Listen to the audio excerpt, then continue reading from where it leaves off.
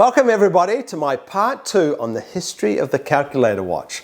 This video covers the time period of 1980 through to the year 2000, and that time period was dominated by the Casio watch company's calculator watches. They were the Papa Smurf of calculator watches.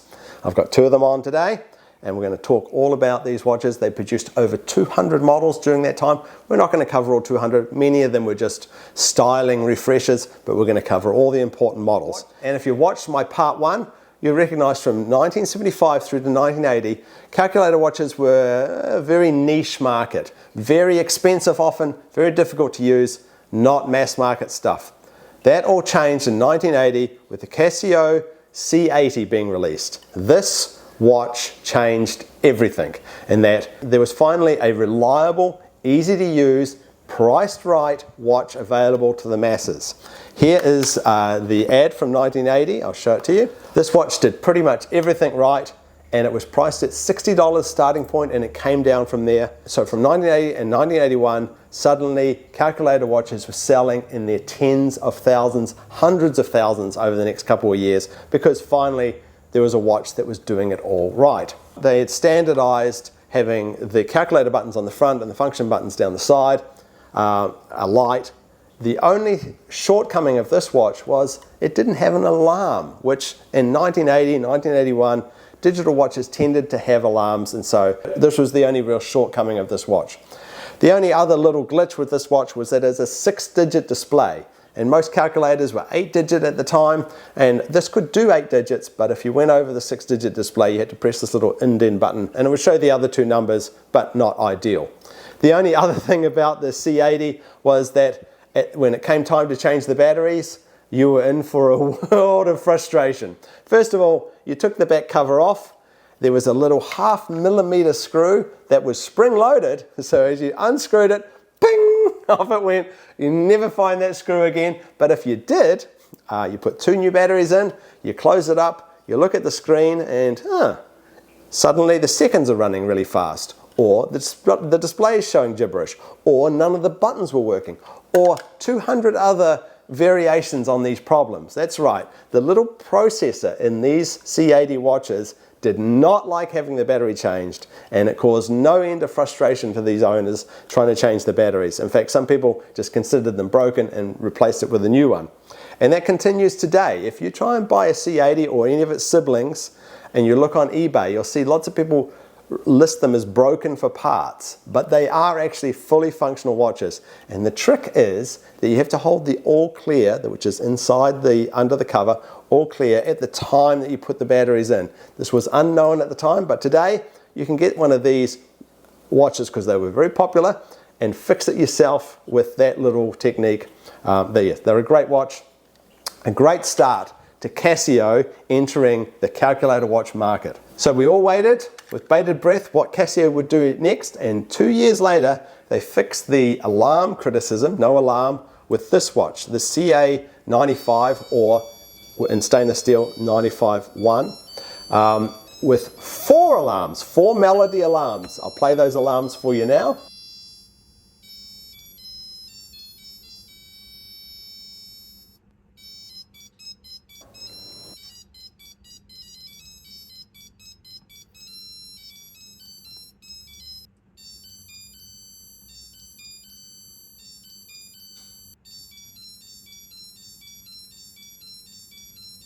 Yes, and it also added the 2 extra digits to the display, so now it was a true 8-digit calculator. 4 alarms, 8 digits, what more could you want in a watch? Yes, there was one little fault with this watch as well, and that is the big speaker for those melodies was placed in such a way that there was no give in the watch. And so if you squeeze the watch too tight, it would actually break the LCD screen. And so these days, if you're looking for one of these on the used market, they all have broken screens. In fact, I've only ever seen 1 or 2 without a broken screen. Very rare to find them not broken. Little screen bleeds. Even my one here has got a little screen bleed down the bottom. But still a very cool watch. Just one small fault. 1982 was also a big year for young Nick as well, because guess what? That was the year that I got my first ever calculator watch, and it was this watch here, a CA85. Oh my God, it was amazing. My parents bought me this watch. Still my favorite ever calculator watch. And here's the stainless steel model of the same watch, the CA-85-1. And so what's so special about this watch? Well, let me show you. Obviously it tells the time, automatic calendar, stopwatch, an alarm with chime. Chime was very important back then. If you sat in a movie theater and it was turned o'clock, suddenly every watch in the theater would go beep beep. Not so much these days. A dual time feature and a game. This watch included a game, and it was not just any game, it was a really cool game called a number attack game. Number attack, Nick? This doesn't sound very exciting. Well, it was in 1982. When you started the number attack game, it would doot, doot, doot, doot, and then the numbers would start scrolling onto the screen, and you had to press the left buttons to select the number and the right buttons to fire, and you'd fire on the numbers to reduce their numbers as they marched on the screen. And if you got them in the right order, so that it added, if you got a 5 and a 5 and it added up to 10, the number invader, a little N would pop on. And the longer you left the number invader on the screen, the more points you got. Now in 1982, this was mind-blowing stuff. You know, this was wow. You know, all the kids lined up to play the Number Invaders game on my watch. It was something else. Now, the only shortcoming of this watch was that it had 8 bits of memory. That is, it could remember only 8 letters at a time. So that was shared between the high score of the Number Invader game and the stopwatch. So you could either have your high score recorded or you could use a stopwatch. You couldn't do both. Whenever you used the stopwatch, it would clear the high score. And my brother Matthew was particularly good at this game and recorded enormous scores. So I never wanted to use the stopwatch, which was a shame because I loved timing everything. This was my first digital watch. I used to time how long adverts were to make sure they were all 30 seconds. I used to time how long it took me to pee. I used to time how long it took my father to do things. I was out there timing. So it was a bit of a nuisance that I couldn't keep the high score and use the stopwatch. But otherwise, the perfect watch. I was one of the first kids in the world to be distracted by technology. You know, today, kids have got their iPhones and their iPads and they're completely distracted. Well, I had my calculator watch on my wrist and I was going around bumping into things because I was distracted by technology back in 1982. So with the CA-85, I was so in love with this watch, I couldn't imagine what Casio would do next. What in 1983 would they release? Surely there wouldn't be much more that they could add on to what is basically the world's most perfect watch. But just in case, I'd been saving my pennies. I'd been mowing lawns, I'd been babysitting, I'd been doing all these things to save up 100 New Zealand dollars to buy whatever it is that Casio bought out in 1983. And 1983 rolled around, I went with my mother to the city and I went straight to a jewelry store and I got the catalog from Casio and I opened it up and I was blown away. Oh my God, so many new watches, so many choices. Let me walk you through them. I just didn't know which one I was going to get.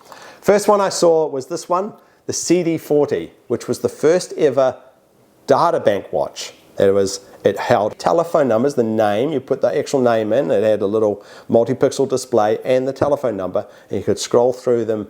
And this is before cell phones, this is before anything like that. So people had little black books, little notebooks where they'd write all their numbers down. No more. You could put it in a watch. Amazing! I was, wow, I'm going to get that watch. And then I flicked the page, and then I saw this watch. This watch here, the CL-30 or the 301 in the stainless steel version, solar powered. Oh my God, a calculator watch that is powered by the sun. This was mind-blowing stuff. Back then, nothing was solar powered. I could have had a watch which was powered by the sun. Amazing. I was very tempted. Then I turned the page and this watch turned up. The TC50 or the TC500 in the stainless steel version. What's so special about this watch? Doesn't even have any buttons on it. It doesn't have any buttons on it because it's a touchscreen watch. Oh my God! In 1983, nothing was touchscreen. Sure, today, phones, watches, everything's touchscreen. But in 1983, touchscreen was not a technology anyone knew about. This watch, you put it in calculator mode and you could see the numbers pop up and you could touch the buttons and down here equals. Oh, I was That is the watch for me. That is the watch. That is incredible. And they sold a lot of these watches. This was a very popular watch in the 1980s because of the touch screen technology.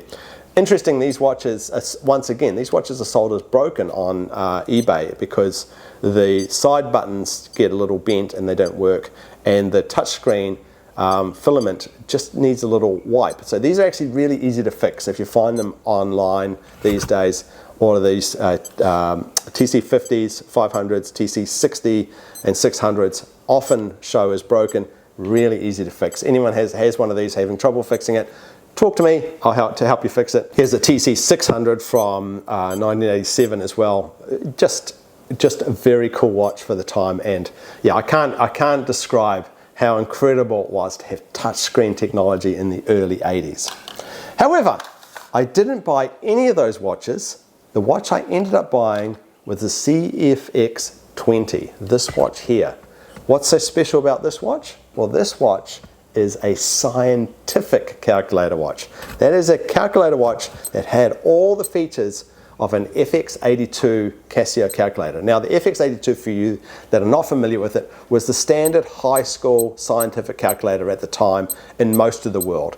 In North America, there was an equivalent calculator made by Texas Instruments. I forget the model number, but yeah, in the 80s and 90s, it was a standard model you bought for all the kids going to high school.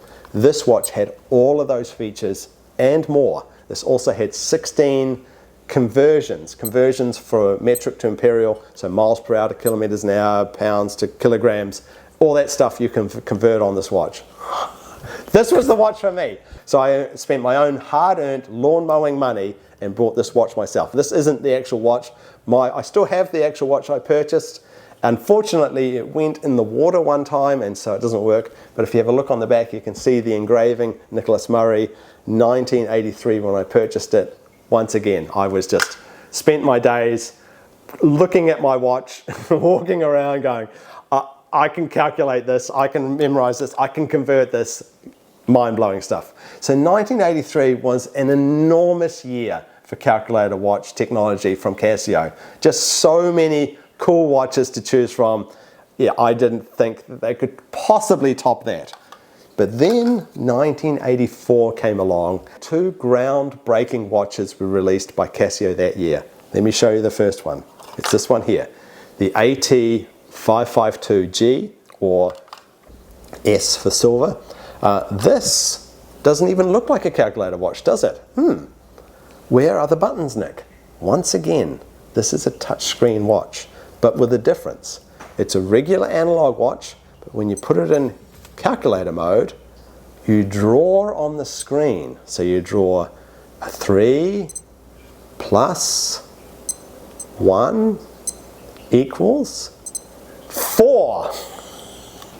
Now, I know this isn't a big deal today, but in 1984, touchscreen technology in conjunction with letter recognition technology was, let's ride on the space shuttle type of stuff. This was science fiction. This was incredible. Anyone with this watch was next level. But for anyone that wanted to hide their coolness, wanted to hide the fact that they had a calculator watch, but still have a calculator watch, this was the one to have. And even by today's standards, it's actually a pretty cool watch that actually worked. Most of the time, it gets the characters right. I mean, wow, 1984.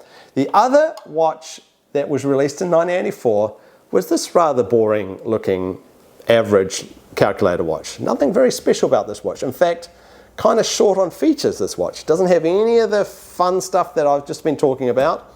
It was a regular calculator watch, and it even had some annoying features like the stopwatch, for example.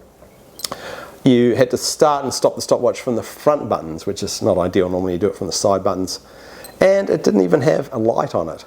This watch is the CA-53, released in 1984. So Nick, what's so special about this watch? Well, at the time, this was a $20 watch, so an amazingly low price point, and that enabled this watch to sell hundreds of thousands. In fact, by 1986, this watch had sold over 1 million copies. It was the first and only calculator watch to hit the 1 million mark and has gone on to sell every year since then. So that's what's remarkable about the CA-53. This is the only calculator watch that has been in continuous production for 40 years. It's still available in the Casio catalog today, has never disappeared. All the other watches disappeared at one point or another. This one remains today. You can buy this watch still today at the same price, brand new on Amazon or eBay, $20 today. Inflation proof, yes, still sells. And they've released a few other, like they released a blue one, a red one, a white one.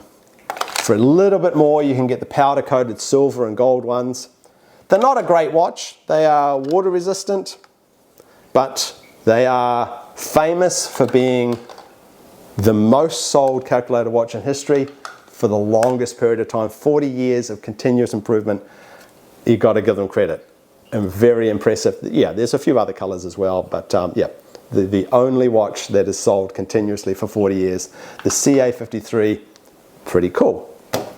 And for the rest of the 1980s, Casio really started to focus on the data bank watches, refining the data bank watches. This watch here I bought in 1989.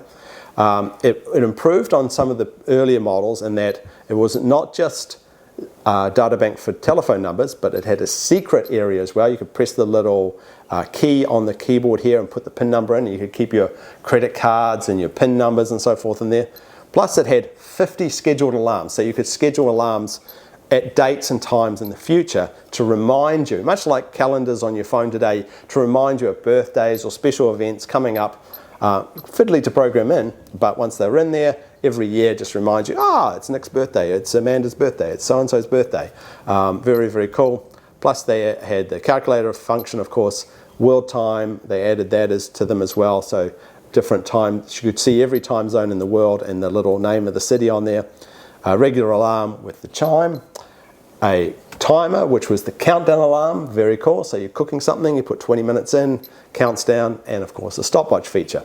And they changed the display, so up the top line of the display you could see schedules that were coming up. So you see 2 weeks in advance if there was something coming up for the next day or so, you could check your schedule and see what's going on there. So doing a lot of the features that you do on your phone today on a watch back in the 1980s.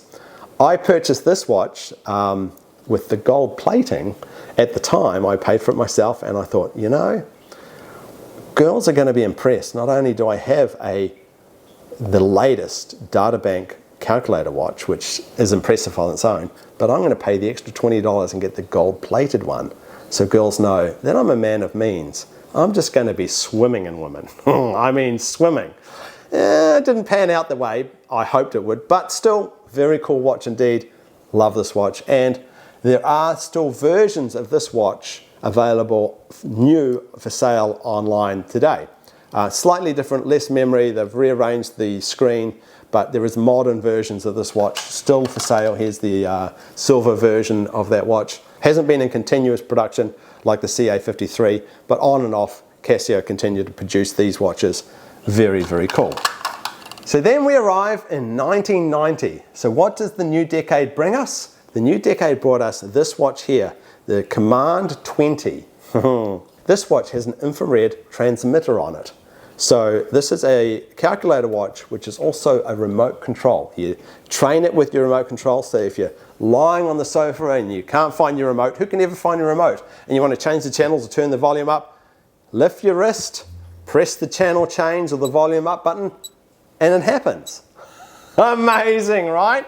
This watch was a big success, and I remember at school, and some kid in the class would have this watch and slowly turn the volume up and up and up, or down or down or down, and the teacher would just be completely perplexed. Why is the television got a mind of its own? Because of this watch. But it wasn't just that. Because it was programmable or could learn any infrared remote, back in the late 80s, early 90s, lots of things used infrared, including cars. Like a lot of French cars used infrared remote controls. So you could walk up to your car and unlock it with your watch. Oh my God, talk about James Bond stuff.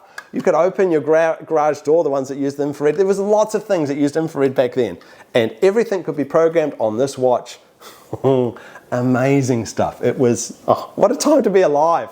The 80s, early 90s, Technology was incredible, at least to me. I just couldn't believe that I was alive at this time, and I was loving life. I was loving life with all this technology. Here's a 1994 model. Yeah, this is the CMD-40, so 2 generations on. They've moved the infrared transmitter up the top here, so it's a little stronger, just to rearrange things. This was such a popular watch, they keep making this for the next 6-7 years. Other watches of the 1990s, really, as I said, they just kept on with these data bank watches, adding more and more memory to them, a few extra features, making them more waterproof. So like here's a model, the DBC-30. This has only got 30 memory. This was a much cheaper model. This was down to $50. Then here's a 150 that was sort of $80, and then there's a 300 as well, which was another $20 more. So they just kept on adding more and more memory, refining the same watch. The DBC 150 was a very popular model, very refined watch. However, there is a dark side to this watch in that it was copied 40 years later by the Chinese. This is the Digitech 50, a watch that is available online for $10. But trust me, you don't want to pay $10, you don't want to get this watch for free. This watch is pure evil in my eyes. This is the worst thing that's ever happened to the world. It does look very similar. They did a good job in copying the design, but everything about this watch is pure awfulness and evilness. Everything. Let me show you. Here's the sound the Casio makes when you move through the...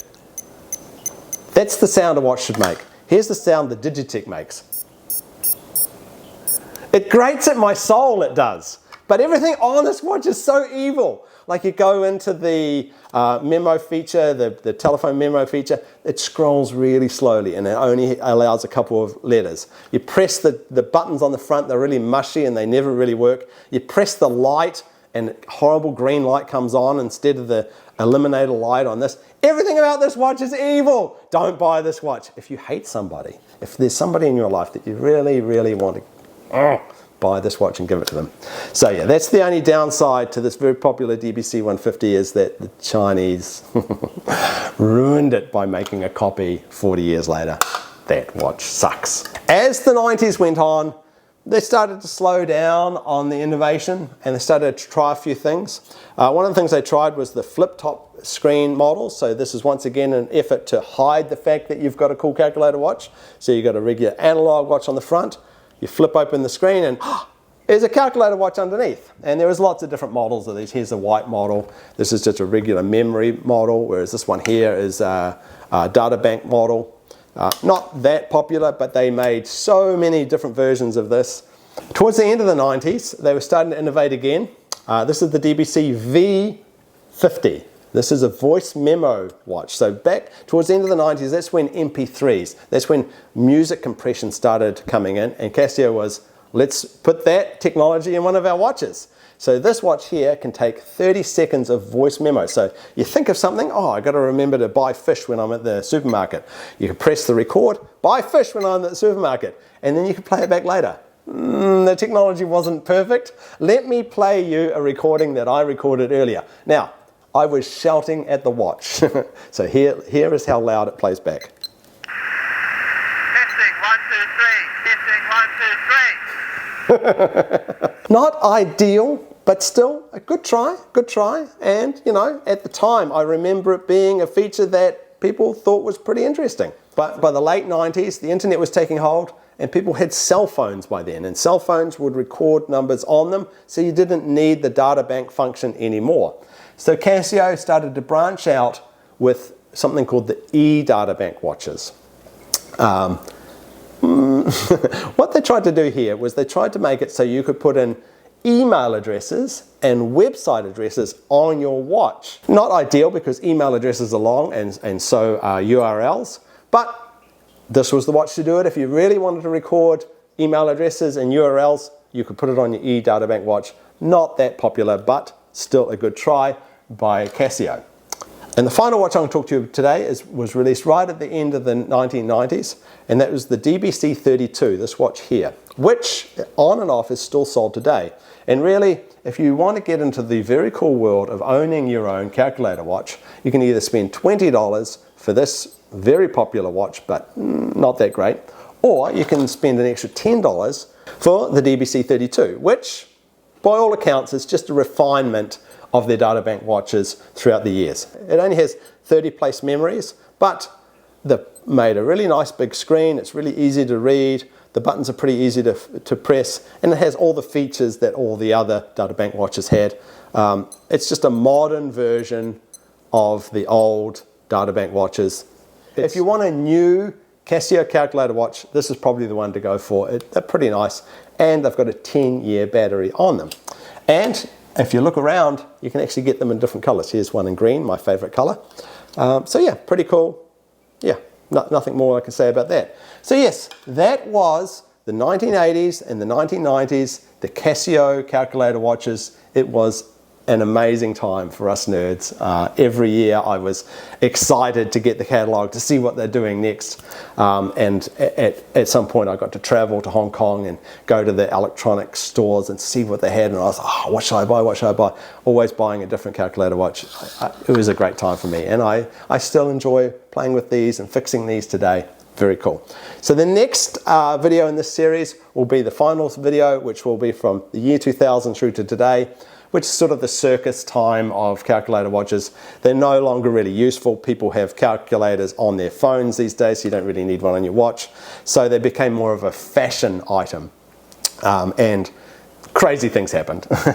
I will show you in the next video. But anyway, I wanted to thank you for watching today. If you've got any questions about collecting or buying calculator watches or fixing calculator watches, feel free to put them in the comments or email me directly.